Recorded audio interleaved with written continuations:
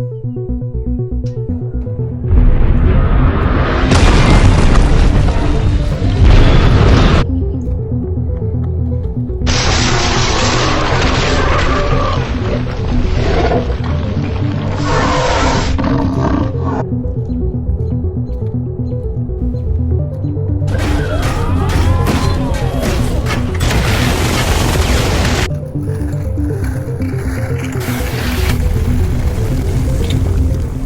charged particle is held at the center of two concentric conducting spherical shells. Figure A shows the cross section, so that means like we cut it in half. You can see the shells, and there's a charge here in the middle. Okay. Figure B gives the flux phi through the Gaussian sphere centered on the particle as a function of the radius of the sphere. Right. So the scale of the vertical axis is set by phi s equals 2.5 times 10 to the 5 newtons times meters squared per coulomb. All right, so the first question is, what are A, the charge of the central particle, and the net charges of B for shell A and shell B? Okay, so this is a good problem here, and we need to understand what's going on. All right, so let me make this bigger. Yes. All right. So the first and most important thing is to realize that our diagram over here is a function of radius. And this tells us what's happening in the inside of our sphere here. Okay, so as we go out here to the first region, as r goes from 0 over here to this value, who can tell me what region on our sphere that corresponds to?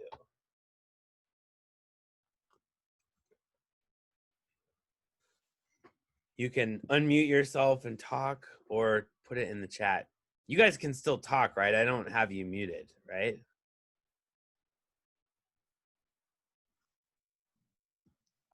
It's the region that's like around the central particle, but not around A. Yes. What's in between those two? That is absolutely right. So the first part here corresponds to in the middle here, starting at our point particle and going out to the inner wall of the shell. Which parts of our diagram here where it says the flux is equal to 0? Okay, someone said, can we go over how you know what parts of the graph correspond to the parts of the shell? Yes, that's what I want to do right now. Okay, so now how do I know this? All right, well, I know this because I'm assuming that r equals 0 over here, because if this is positive, then it should be, this is 0, and as we go out here, our radius is increasing. And as we go out to, say, infinity, then this is our final value. So r starts over here, it goes over to this side, and so that's kind of how I know. I know that this side is x equals 0. Let me draw a diagram on here.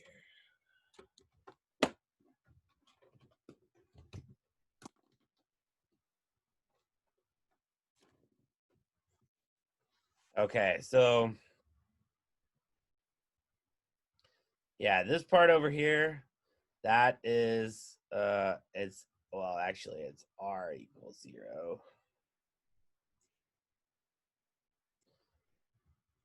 So this part right here is,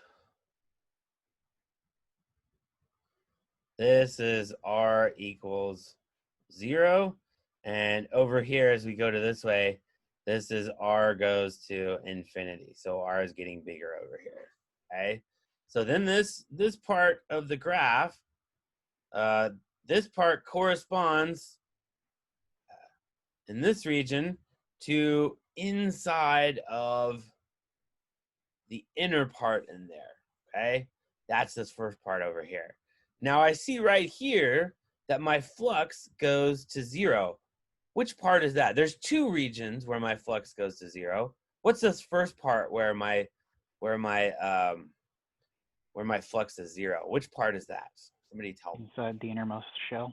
Yeah, that's inside of the innermost shell right here. So this is the inner part of the innermost shell. That's my first region where it's equal to 0. So this part here, that is the inner shell. Okay, that's my first one. Okay, when am I going through A? You mean part A? Oh, we're getting to part A. We're gonna get there, but I want to talk about what the graph means, because we're gonna get the answer from part A. All right. So and then over here, what's the next part where it's not equal to 0? So on my graph, what region does this correspond to here?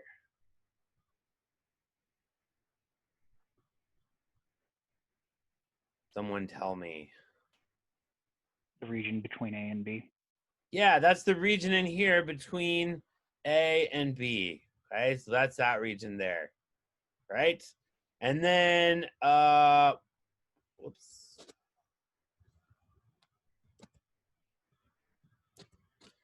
And then over here in the next part where it equals 0, what region is that?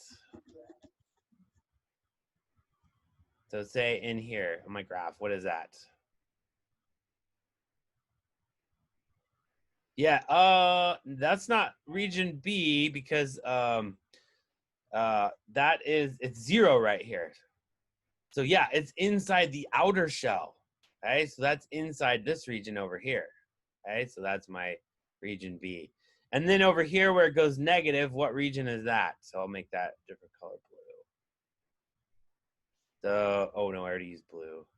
I'll do pink. Yeah, so out here in this region out here, outside of the shell, well, I already said it, okay? So the pink region out here is everywhere else in the rest of the universe, okay? So that's outside of my shell there, okay? So for part A asks us, and I gotta erase a little bit, all right, part A. So part A asks us, what are the charge in the central part of, what is the charge of the central particle? Okay, so that's the question. What is the charge of the central particle? Right, well, my Gaussian surface is, I'm gonna draw my Gaussian surface like this. So it'll be in here, and it's just gonna go around the inner part, okay? So if that's my only region, I know what the value here is of phi. What equation should I use? So what's a good equation for this one? Phi equals what? Because I know what phi is, but let's talk about the equation. So phi is equal to what? What should we use?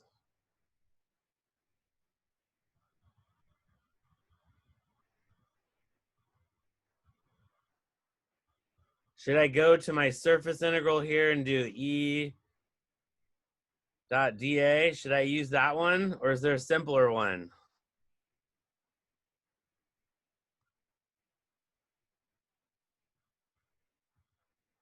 All right, well, we're running out of time, so I'll just tell you. I should use that Q phi equals Q over epsilon naught because it gives me phi right here, okay? And so now I have, well, all right, Q is going to equal phi times epsilon naught, just from this equation up here, all right? That's the answer here. So I take this value for phi that I read off the graph right here. Okay? You have to figure out what that value is. And now I can calculate that. All right, so let's go on to the green region here. That's part B. So the net charge of B on shell A. So now we need to figure out the net charge of the shell because we have a charge here in the center, but we also have some excess charge in the middle there. So let me erase all this junk. There's too much stuff here. I can't even think. All right.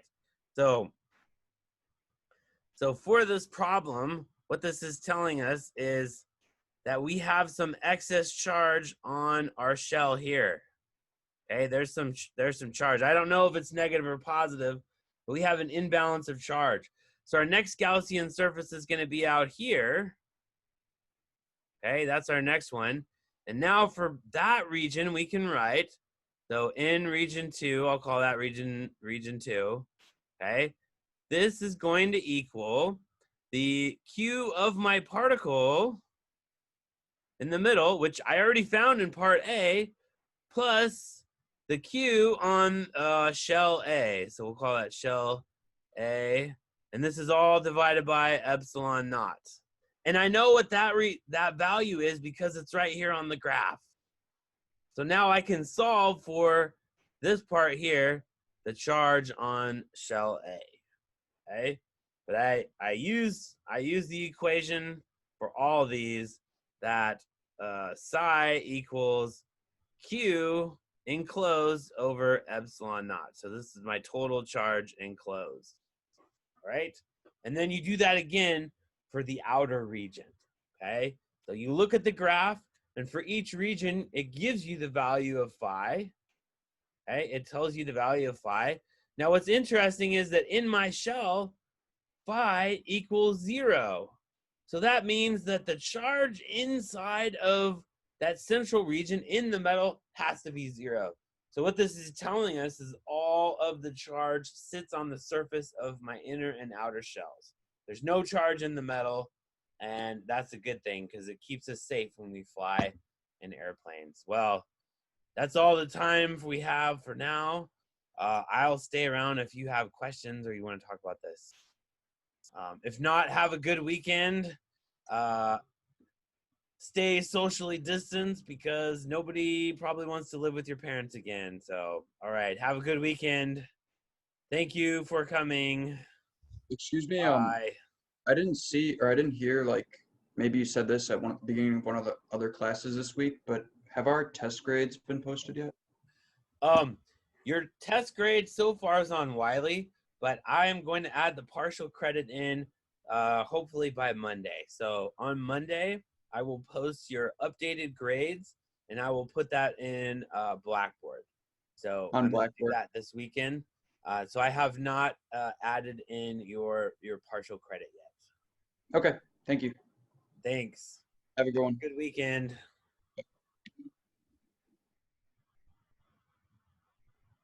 Just to clarify on what you were saying for the phi equals Q particle 1 plus, you said shell A, so is that the total value of shell A and we're just algebraically solving for that, or Yeah. shell A would be the 2 values added there?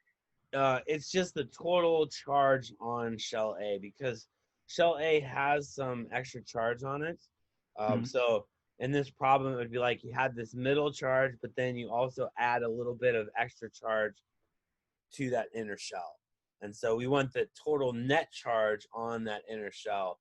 We're not worried about the inner and outer surfaces in this one because we just want to know what the total charge on that shell is. And is it positive or negative, and what's its magnitude?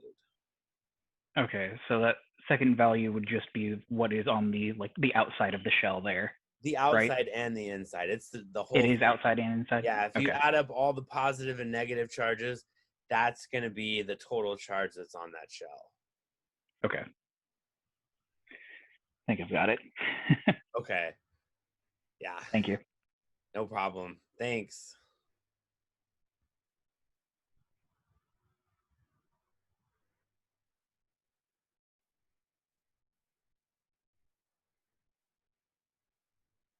Do you have any questions, Sean?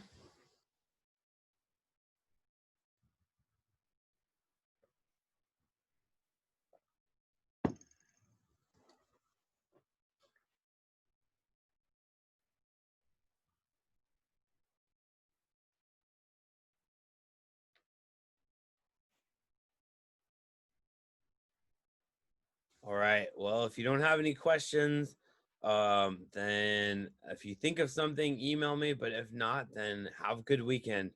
I will talk to you later. Bye. Thank you. Like and subscribe down below.